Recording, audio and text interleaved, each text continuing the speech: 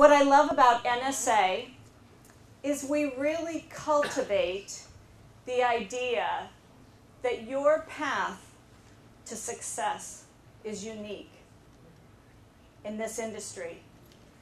Your path is unique, and yours too. You know, it's actually true in any industry, but in ours particularly so. But think of Amazon.com, and then think of Barnes & Noble. Totally different delivery systems, and they're booksellers, aren't they? So when we come in here and we cultivate what our gifts are, we have to remember our paths are going to be unique. It was right after college that I started to tell my friends, you know what? I want to write a book someday. They looked at me a little strangely because I wasn't even an English major, hadn't taken any classwork in communications or speech, and here I'm talking about a book. And in my heart, by the way, it was a significant book. So as my work would evolve, and eventually, as in a sales career, I would find my way to my wellness roots. I became a craniosacral therapist. Does anybody know what that is? Yes. All right, Cheryl does. Head, neck, and spine. And all of a sudden, as a hobby that actually became a private practice after 10 years, I realized, I think I've got a book here. I've been helping realize ways to find their calm, find their center and their balance in the midst of obstacles and help overcome them. I think I've got a book here. So at the turn of the 21st century, I started writing, Staying Calm in the Midst of Chaos.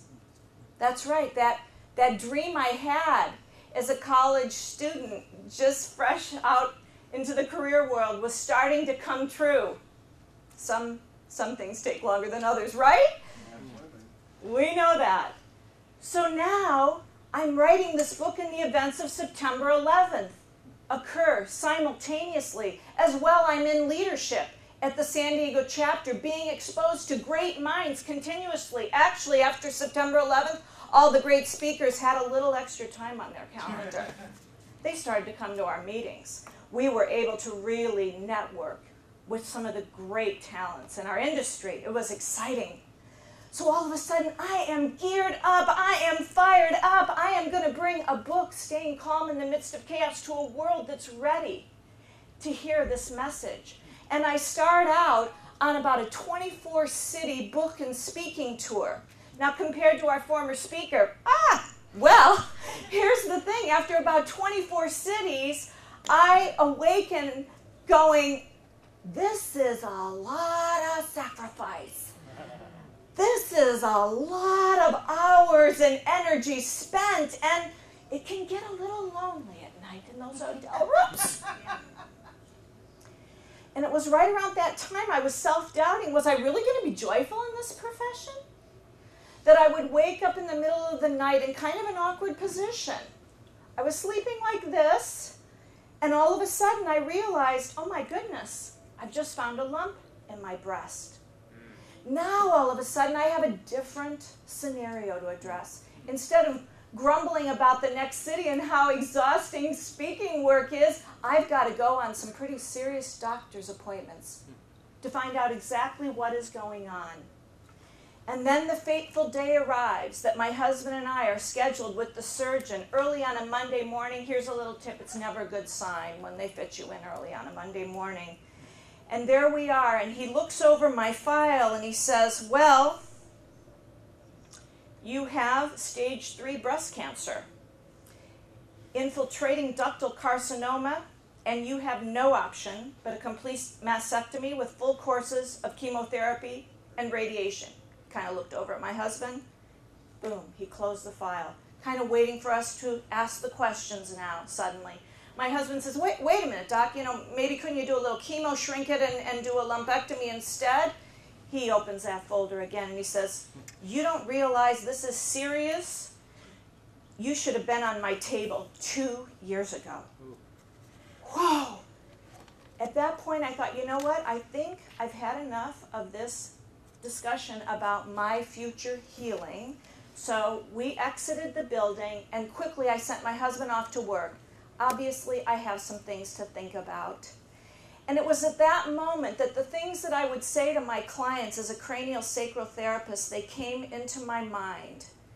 And that was this: make surgery your last resort. It could be a permanent solution to a temporary problem.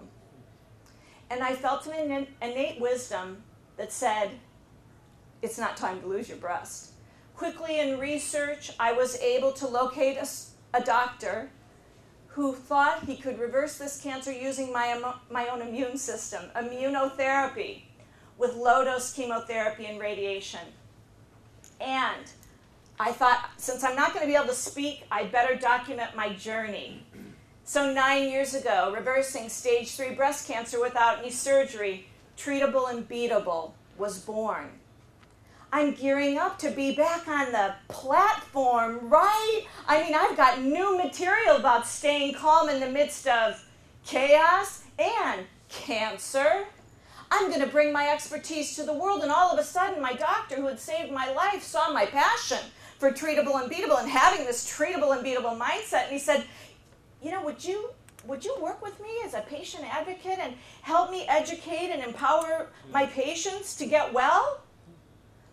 Well, now, I want to be a pretty amazing, snazzy pants, motivational speaker. I don't know about you. But all of a sudden, when I heard this question, I thought, wait a minute. I feel like I'm being called.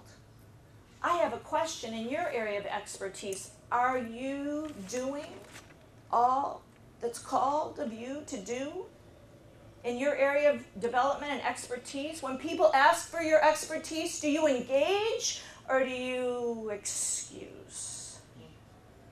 All of a sudden, I heard myself saying yes. It was a good yes. It was early 2008. I had no idea it was going to happen in our industry, let alone one more time in the world. And it became an extremely rewarding, challenging position in life, because all of a sudden I went from stage side to bedside. And guess what I found out? The lessons are a lot different. And you know, I don't know where the future's leading today. Most of us don't, by the way. But I particularly don't, because now all of a sudden I wanted to spotlight speaker because I'm ready to go out and educate more. But I've been at patient and hospital level taking calls from around the world because I've had the privilege to work at the feet of someone reversing cancer, one of the top experts in the world in immunotherapy. And all I know is this: no matter where I end up, and no matter where you end up, it's the path that we take, ultimately, that will define our lives, and therein, our success. So it's an honor to be with you today. Thank you.